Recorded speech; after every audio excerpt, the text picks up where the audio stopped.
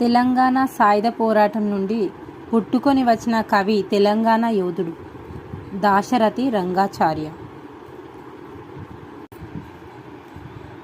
గ్రామీణులను ఎక్కువగా ఆకర్షించిన కళారూపం తోలుబొమ్మలాట. గ్రామీణులను ఎక్కువగా ఆకర్షించిన కళారూపం తోలుబొమ్మలాట. హల్లుల జంట అర్ధభేదంతో అవ్యవధానంగా వస్తే అది చేకానుప్రాసం. హల్లుల జంట అర్ధభేదంతో అవ్యవధానంగా వస్తే అది చేకానుప్రాసం. విత్తు చిన్న విచారం పెద్ద అనునది ఒక సామెత.